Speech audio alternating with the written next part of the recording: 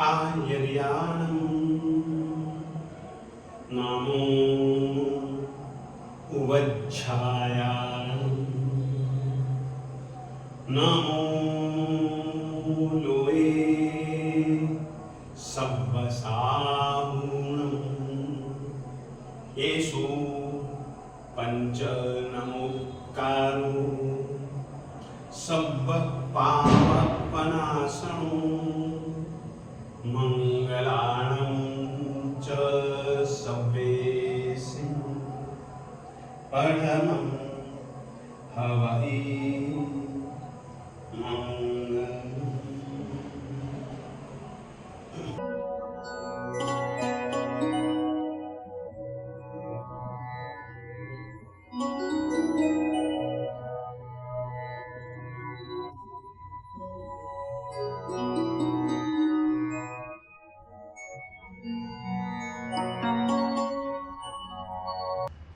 आज भक्तामर स्तोत्र के दूसरे श्लोक को हम शुद्ध रूप से बोलना सीखेंगे।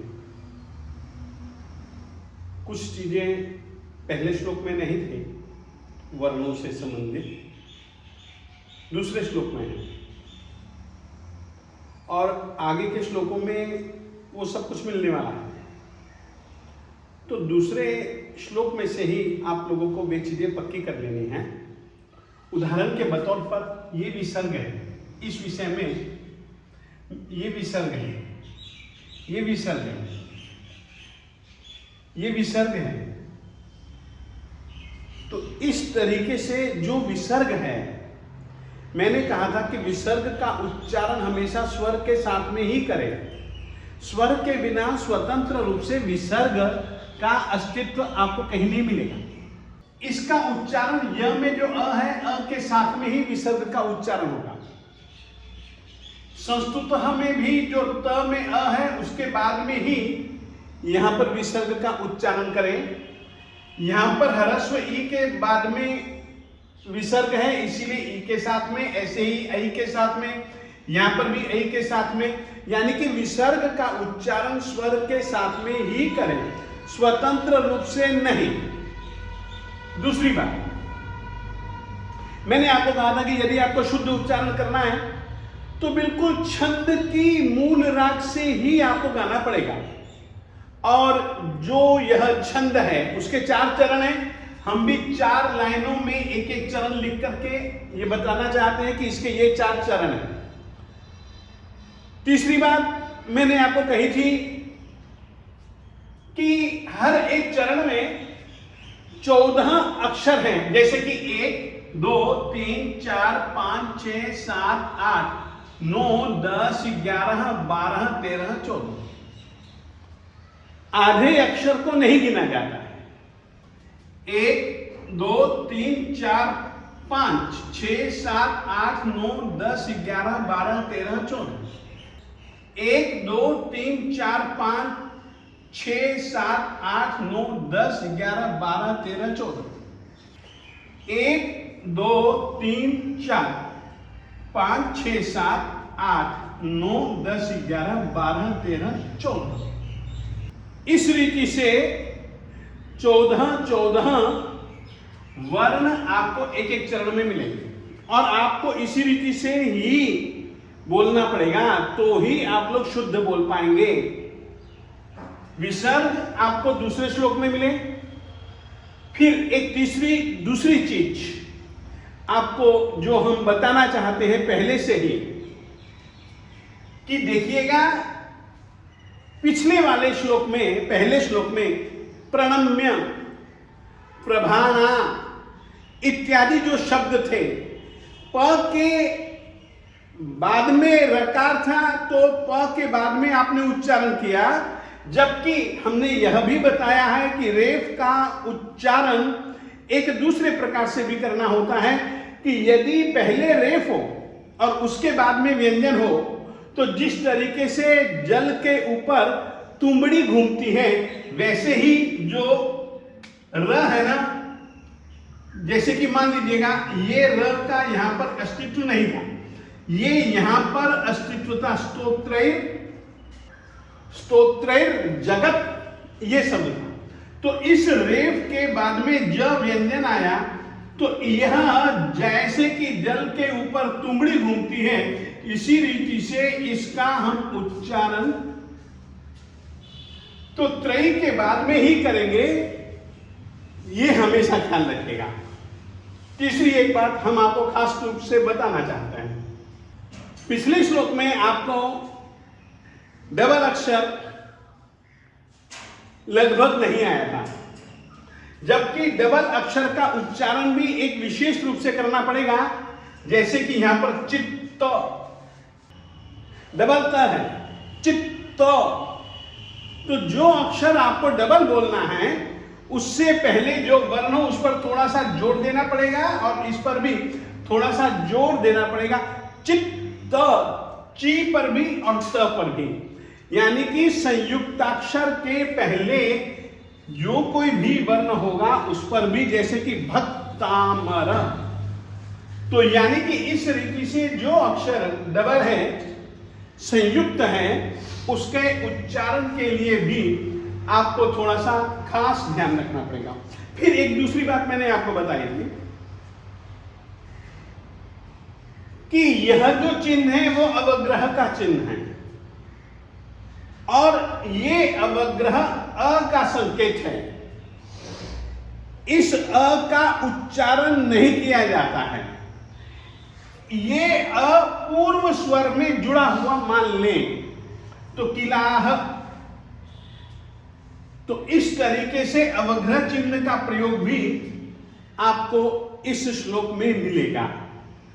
अब मैं जिस किसी भी श्लोक का आपको उच्चारण सीखना हो, सबसे पहले एक बार या दो बार आप इसमें स्वर कहाँ है, व्यंजन कहाँ है, अपने ध्यान में ले लें। फिर दूसरी बात, लिख सकें तो वो ज्यादा अच्छा, नहीं तो ध्यान में तो लेना ही है, ये तो ध्यान में रखिएगा। दूसरी बात यह है कि जैसे कि यहां पर ये शब्द है तो ये हलंत है, तो इसका हलंत के रूप में उच्चारण होगा। आज मैं एकदम जो मैंने नहीं बताई है वैसी एक बात आपको मैं बताना चाहता हूं। मूल राग में गाएंगे 14 वर्णों का एक चरण यानी कि एक पाद यह होता है और इसको इसी रीति से बोले। दूसरी बात यह बोलना चाहता हूं, कितने जन, हमने भक्तामर कईयों के मुंह से सुना है, कितने जन समास को तोड़ देते हैं। संस्कृत में एक नियम है कि जिस वाक्य में समास किया गया है, समास नित्य संधि मांगता है, तो समास के वाक्यों को कृपया तोड़िएगा नहीं। उच्चारण करते समय एक शब्द का उच्चारण आपको पूरे का पूरा करना पड़ेगा। आप समास को तोड़ नहीं सकते, आप संधि विच्छेद नहीं कर सकते। अब जैसे कि किलाह, तो किलाह ही बोलना पड़ेगा। मानता हूं कि ये अ इस अ में मिला है, किल अहम अपी, आप ऐसा नहीं बोल सकते हैं। हम भी संधि तोड़ेंगे, परंतु संधि को तोड़ने का स्थान होगा जहां हम आपको शब्द का अर्थ बतलाएंगे। संधि और समास को तो हम ज्यादा छेड़खानी नहीं करेंगे, परंतु संधि का तो हमको आपको प्रयोग बताना पड़ेगा, तो ही आप सही ढंग से शब्दार्थ कर पाएंगे। क्योंकि शब्दार्थ में विभक्ति के प्रयोग का अर्थ करना पड़ता है। इस कारण से हमने यहां पर कहीं पर भी न तो संधि विच्छेद की है, न ही हमने कहीं पर समासांत वाक्य को तोड़ा है। जैसे बोलना चाहिए, जैसा शुद्ध रूप से बोलना चाहिए, वैसा ही हमने प्रत्येक शब्द को लिखने का प्रयास किया है। अब देखिए, मैं बोलता हूं यह अ के साथ में विसर्ग, यह संस्तुतः सकल वाङ्मय तत्व, ये डबल त है, तत्व बोधा दुद्भूत बुद्धि पटुभिः सुरलोकनाथैः स्तोत्रैर् जगत् त्रितय चित्त हरैरुदारैः स्तोष्ये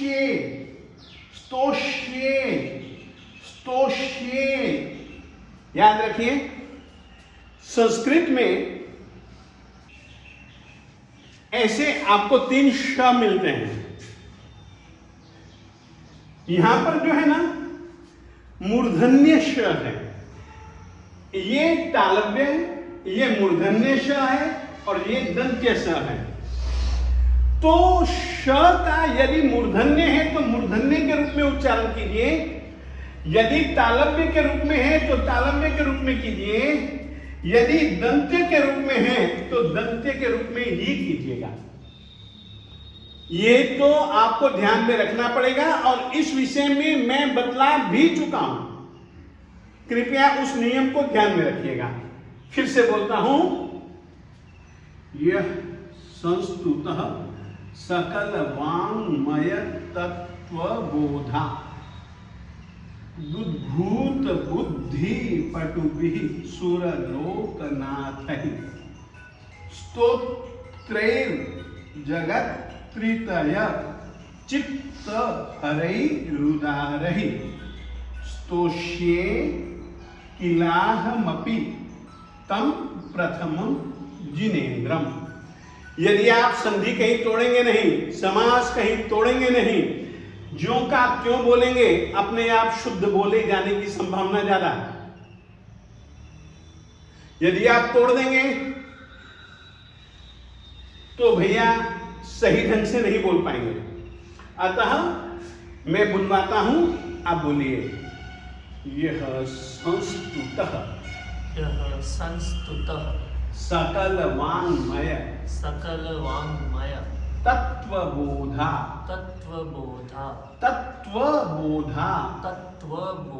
ये डबल त है और ये बिना स्वर का है, तो दोनों त जो हैं वे मूल व्यंजन हैं। तत्वबोधा दुद्भूत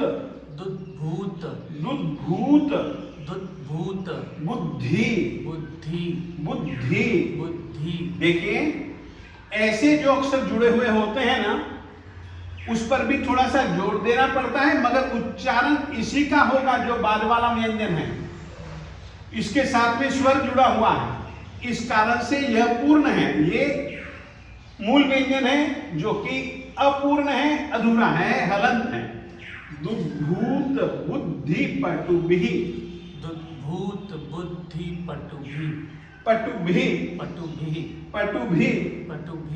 सुरलोकनाथैः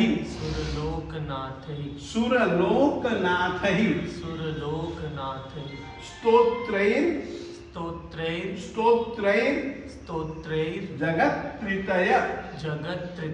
जगत् त्रितय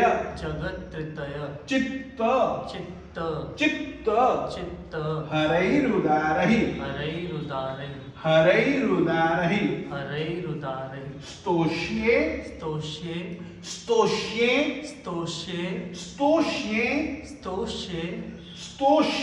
स्तोष्ये किलाहमपि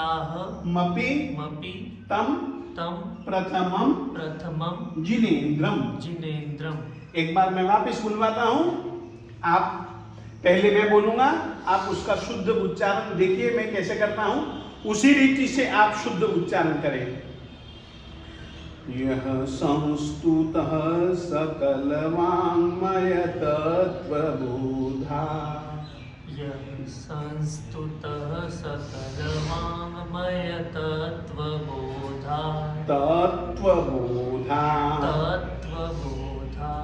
दुद्भूत बुद्धि पटुभिः सुरलोकनाथैः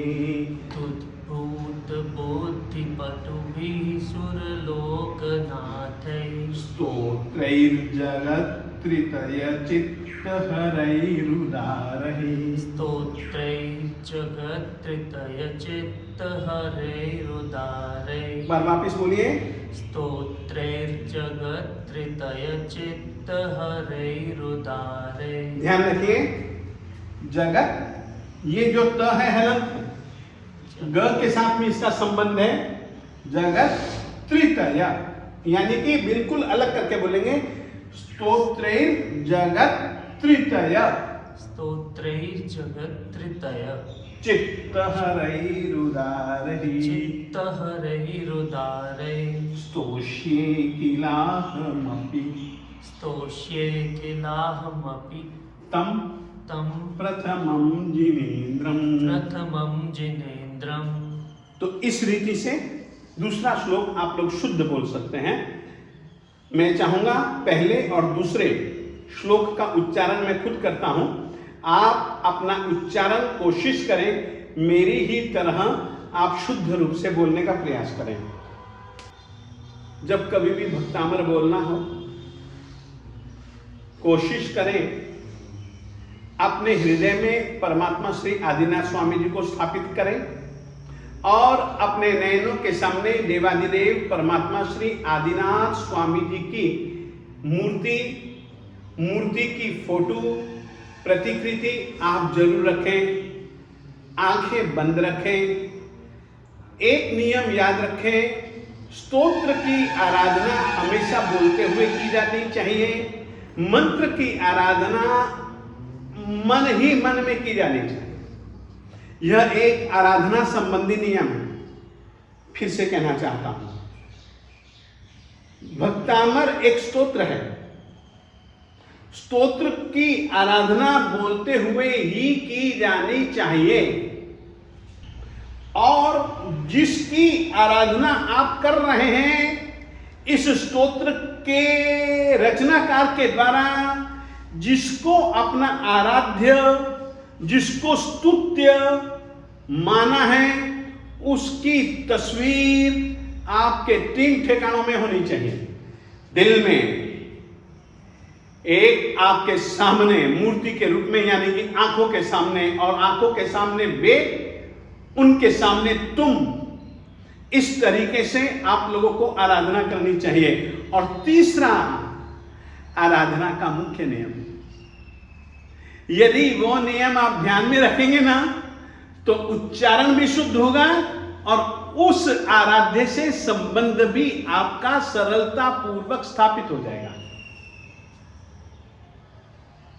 तीसरा नियम है, जब कभी भी ये आप शब्द बोलेंगे तो उस समय आपको अर्थ बिल्कुल शुद्ध रूप से आपके दिल में शब्दों के उच्चारण के साथ में चलते ही रहना चाहिए। अर्थ की संगति, शब्द की शुद्धि, उच्चारण शुद्धि, ये जब तीनों चीजें जुड़ जाएंगी ना, तो भैया आप पाएंगे कि स्तोत्र की आराधना का एक आनंद आपको आया। और आपको मैं कहना चाहता हूं,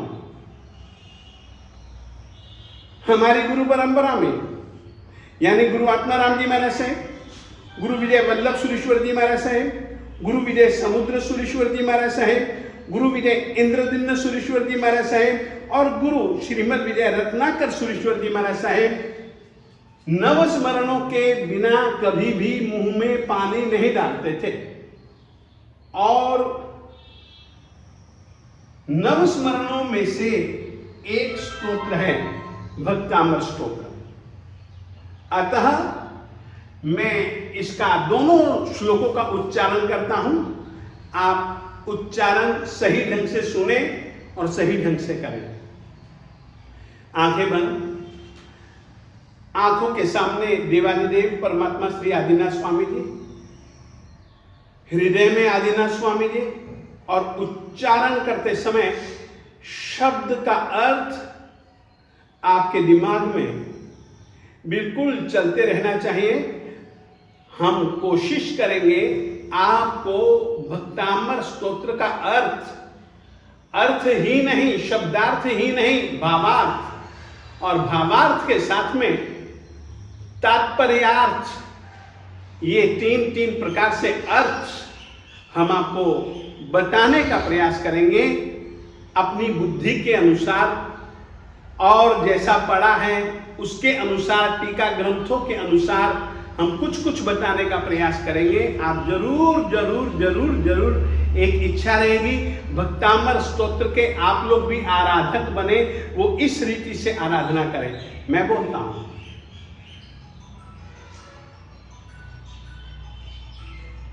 भक्तामर प्रणतमौलिमणि प्रभाणा मुद्योतकं दलितपापतमोहितानम्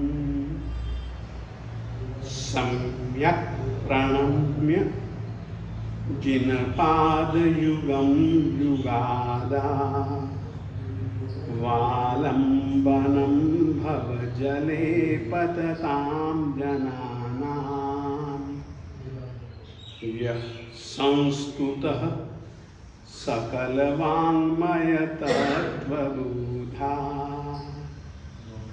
दुद्भूतबुद्धिपटुभिः सुरलोकनाथैः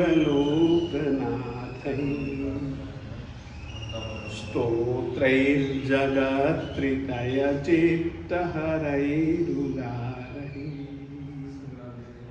स्तोष्ये किलाहमपि तं प्रथमं जिनेयुगम्।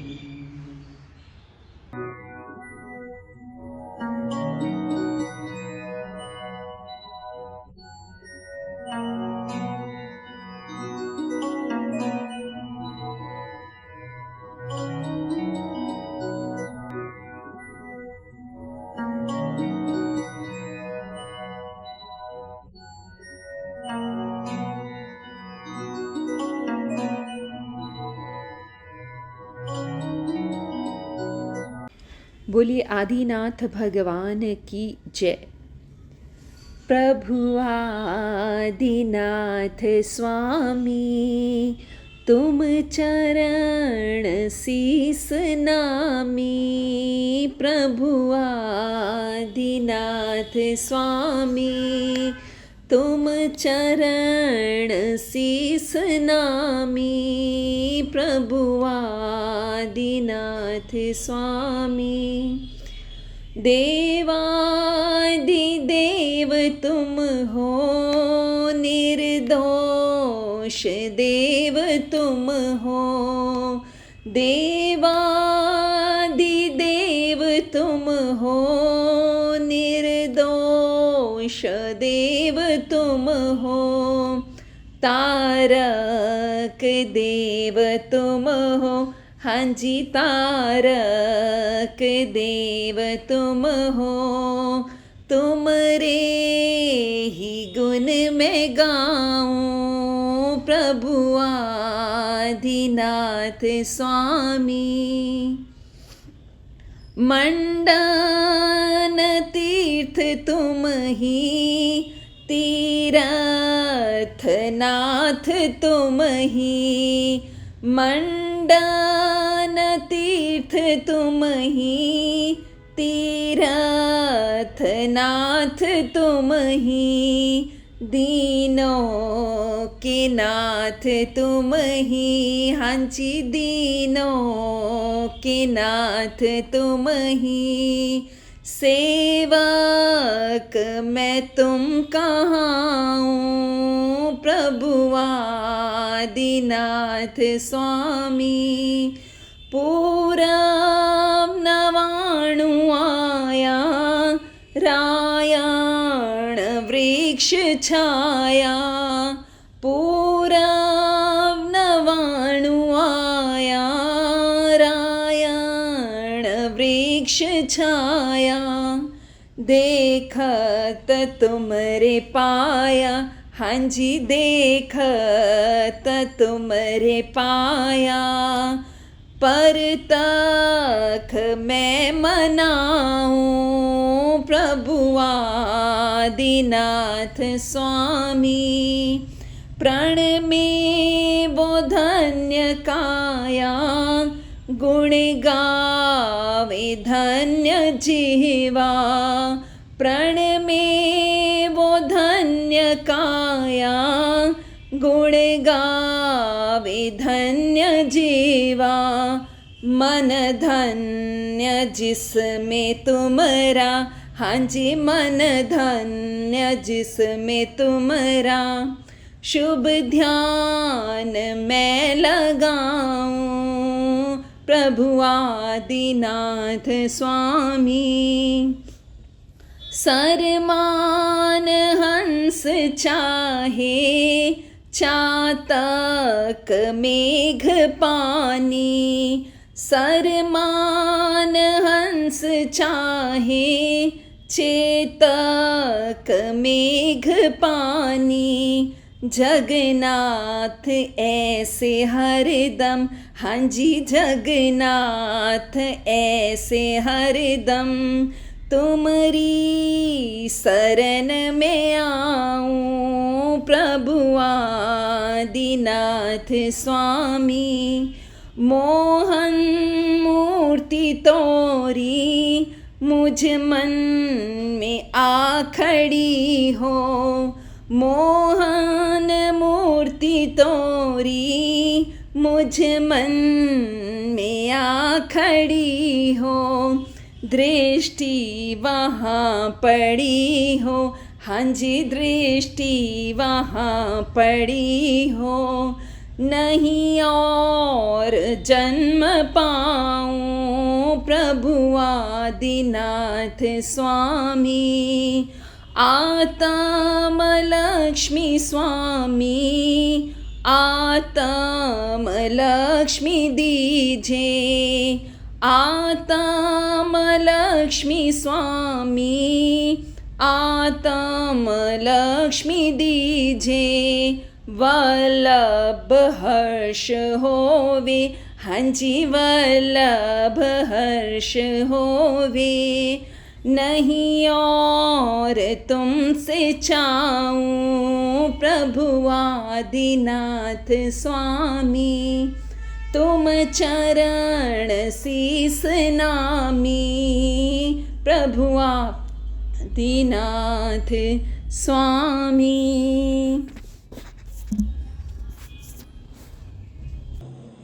शिवमस्तु सर्वजगतः परहितनिरता भवन्तु भूतगणाः